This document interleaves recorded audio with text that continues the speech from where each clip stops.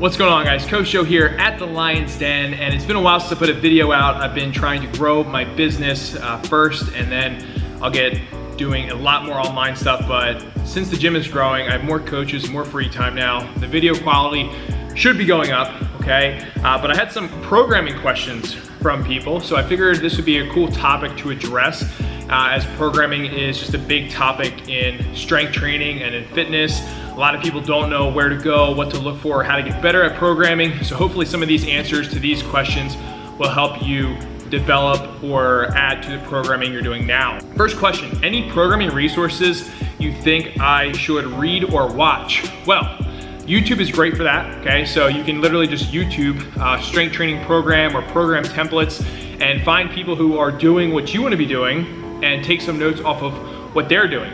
People personally that I have either looked into or read has been Alan Thrall, Brian Alsrew, the Barbell Medicine crew. I've looked at things from Jim Wendler, the Starting Strength, so I have Starting Strength books. I also have Olympic weightlifting books from Catalyst Athletics. I think it's Bob Decano. He has done some Olympic weightlifting programs and books. So I dive into those guys because those are the people that I watch. So if you like what I do, they're people who I draw references from, how I help build my programming. And I also have a little twist because I used to watch a lot of Elliot Hulse and Zach Evanesh and Travis Stetzel. So if you guys know, I throw in some pretty crazy conditioning with the workouts we do here. I also kind of still include some bodybuilding hypertrophy work. So that kind of goes old school from those guys as well. But I would highly suggest you guys check them out. Duke totally just ran past me and took a huge dump. We're gonna keep going with this video though. All right, guys, so question number 2 is any programs you like or find yourself going back to with clients? So if you guys didn't know, I'm the owner. This is the Lions Den, which is located in Colmar, primarily a strength and conditioning facility. And when I first opened this gym, I thought I was gonna get some pretty badass people coming in this place who are gonna be pulling 600-700 pounds, squatting, you know, insane numbers, benching, crazy strong men, but that wasn't the case. I'm getting normal everyday people, okay, who just want to be in shape, look good, and feel good. We are primarily a strength and conditioning facility, like I said, so strength is very important here. I'm never trying to make them weaker, only get them stronger, but you have to understand the difference between those two people and how you kind of program for that. So in terms of the gym, you know, I've done regular Wendler program 531. I've done a variation of Wendler, which I added more volume, you know, maybe a little bit more hypertrophy or whatever. I play around with that. I've done some program templates that Brian Alsrew has put out that I put together myself and used here for the gym that have worked really well. I've also done some linear progression style stuff here. I've done programs with more frequency in the main lifts, and it just depends on cycles and waves. So we may do a block, you know, for 6 to 8 weeks, and then maybe throw in a hypertrophy phase, and then we'll do a strength phase. But for the most part, it's just trying to change up the stimulus for the athletes here to throw them something new, okay? So they're never adapting, they're constantly getting stronger, and it's always changing it up so it's not so much boring. As for myself, you know, I've done all those programs, but I really needed a coach to help me because, I mean, I made a video before, Alan Thrall actually talked about it, why coaches need coaches. But for me right now, I'm on a RPE-based program where we're hitting the main lifts. Main goal is to increase my strength, not so much work on my conditioning and my endurance, because that's pretty good. And I'm really liking the vibes of that right now. However, I do feel like once I'm done my competition, I'm gonna need to change it up, you know, for a couple months just to give my mind a break, my body just completely something new. And then who knows, maybe I'll get back on, you know, this similar type program. But the whole thing is you want to program so that you enjoy going to the gym, it's fun, okay? And you're not gonna get burnt out with it, which is why we have to flip-flop, and there's so many different program variations out there.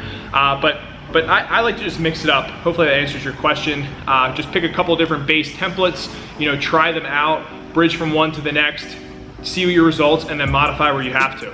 The next question is, what do you look for when determining if a program is good or not?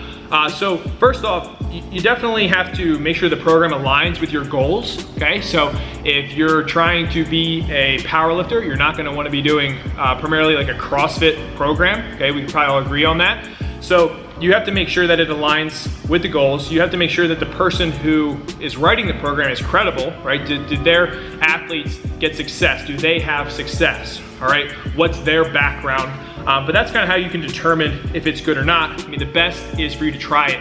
All this is you're gonna hear me say it over again, is trial and error. You're gonna have to try that program, see how it works for you, and then make adjustments, and you'll be able to make that conclusion on your own. Is there anything you've tried that you didn't really like, don't want to do again in terms of programs you've made? So I would say, the thing is once the program isn't working anymore, okay, or you're not getting results, you should stop. And before, what I used to do is run the same program over and over again, thinking there was gonna be a different result, and there wasn't. So for me, it's if, like, you know, I hate to use this as an example, but if we're using, you know, maybe a 5-3-1 or a linear progression, and it's maxed out and no one's getting results, right? What's the common sense? Switch it up or don't use that program, okay? So I would say just when things don't work, okay, fix them. And that's something that happened to me, right? I was trying to do the same thing over and over again, and I wasn't getting the results, and the program needed to be switched up. To piggyback off of that actually too, I think that I used to only do the main lifts once a week, and I feel like frequency has a huge role to play with training and getting results. So increasing the frequency for me has been a big game changer, and people who are maybe, you know, on to another level, okay, the frequency is something you definitely want to play with. Okay, so what do you think is the appropriate level for someone to have deloads, low stress weeks built into their program? I think it's all athlete dependent. For me, it's pretty much every 4 to 6 weeks. So I would say that that's kind of a good window to play in. Maybe, you know, 8 probably the most, but anywhere from 4 to 6 I think is good to have a low stress week. I used to do deload weeks, but after I learned more about them and I listened to Alan Thrall's videos and Austin Baraki talk about them, I've been doing low stress weeks, and I found that my results have been way better, you know, from doing that instead of just completely cutting out training or weights. So literally a low stress week is just they're still high intensity, okay, so the weight's gonna be heavy, but you're just reducing some volume. And that's been a game changer for me. All right, so this is a good question, and this is things I wish I knew the first time I made a program. What would be your top tips for program design? So when I first started, okay, I was a novice programmer, I would try to just do all sorts of crazy shit. Like, you know, and the whole point of the workout was to just make you feel almost destroyed in a sense. But the more that I've learned, I've realized that that's not the right way to go about things. And often a way for me to identify who are beginning coaches or more advanced coaches is to look at their program and see what kind of exercises they're throwing in there, what's like the setup and the rep scheme like, because if you're looking at that being like, holy crap, this thing's gonna absolutely destroy me, right? And it's only day one, I just feel like that's not the way to go about it, okay? There are days to push heavy, medium, and light, but I feel like when I first started, I was throwing in like crazy exercises done at intense, you know, levels that just probably weren't right, and I was fatiguing myself so much or putting in so much wasted energy to movements that it was counterproductive to what the end result was gonna be. All right, guys, so the last question for the programming Q&A is, what has been your process for learning programming and continuing to learn more? Well, the answer is kind of in the question. My process is always to just keep learning and growing as a coach and an athlete. I'm always keeping up to date. What's the newest thing? What's the research saying? You know, are there newer things out there that I can adapt or apply to throw in with my training? And anytime a coach or an athlete thinks that they know it all or it's the end all be all, I think that's just the death of the coach and the athlete. It's just a bad mindset to have. You always want to think of yourself as a sponge and just soaking up knowledge, right? And using what you can, discarding maybe what you don't like or what doesn't fit into your principles or your goals. But you know, I just like to kind of see maybe, you know, who are the people that I admire, right? How they're evolving, you know, what are some terms they're throwing around? I'll research and I'll look into that. But it's kind of just like any diet, right? There's always like, you know, there was paleo, then there was Atkins, then there's the Mediterranean diet, and they had their years of the fame, and then something new comes out. So maybe right now, you know, it's RPE based training. So what's going to be the next thing in the next 5 years that comes out? Is it going to be, you know, the mixture of percents in RPE, or is it going to be some new acronym that we have no idea what it means? And that's how we're going to train. But the whole thing is to just keep pushing through your own journey, soaking in as much information as possible, and always just growing and learning to the best of your ability. So overall, kind of the last thing I just want to end this with is that there's really no technically wrong program. Everything can be used in a time and a place, and you can use that program until it no longer works. Okay, the problem is don't stay on something that's not working anymore.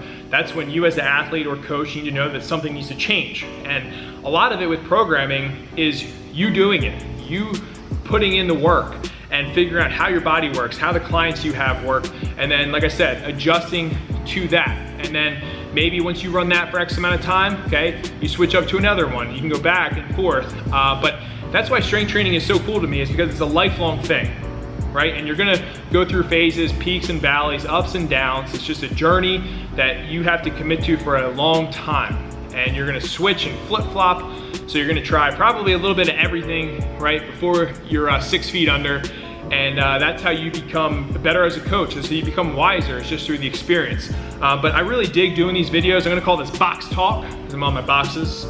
It's pretty simple. But if you guys haven't, check out my podcast. It's on iTunes and Podbean. It's called Becoming the Lion. They're very short podcasts because our attention span is really small. So I want you guys to listen to it and retain everything and then move on to the next one, right? I'm not doing long ones unless they're maybe with guests, which I will have at some point. But I've been getting a lot of good feedback, so I appreciate that. Things that are coming up, I have a big collaboration. It's in the works for, I think, the early fall with some big names that I think you're pretty much subscribed to all these guys' channels. They're homies of mine, and I can't wait for that to happen. I got USS Nationals June 30th, which I'm really excited about, but I also can't wait for it to be over, just because it's just been my life for the last several months. But I'm grateful and I'm excited for that. And then I'm running a workshop, kind of like a business mastermind with another friend of mine, John Hoke out of JVH Performance, which I can put the details below. But it's pretty much like teaching you all the things we've learned through being in the gym industry. I've lost 2 gyms prior to this gym, kind of how to build your brand, okay? Build your social media following. In the last year, I've gone from nothing to over 20,000+ people in an audience that pay me for doing what I love. So that's a cool thing. It does take time, work, and effort. So this isn't like a get rich quick thing. It's more just, I'm gonna show you and help you out with a lot of the failures that I've made. And you get to hang out with me and the other coach for 2 days, which is super cool. We're gonna train, we're gonna dive deep into your business specifically. Everyone gets their own time for us to look at your business model. But if you're interested in something like that, I've spent probably over $10,000+ in workshops and mastermind groups and coaching to help build my business. And this is such a minimal investment for a maximal result that could change your life, could change your business. So I wouldn't sell anything if I didn't believe in it as well. So I'm very passionate about this. And now that I have more free time too, I'm gonna really be upping up my programming. Okay, so custom programming, program templates, 10K is coming up on the YouTube, so I'm gonna do a 10K giveaway. Most likely gonna be a pretty dope program. So I just wanna say thank you guys, honestly, so much for just supporting the channel, being here with me through my journey. It's been one hell of a year, and I couldn't do this without you guys. So hopefully these answers help. If you have more programming questions, maybe movements or whatever, drop them down below. I enjoy these. If we get enough, like 10 questions, I'll do another one and we'll throw it up in a couple weeks. But until then, guys, stay tuned, stay lean, mean, strength machines. I'll catch up with you then. Later.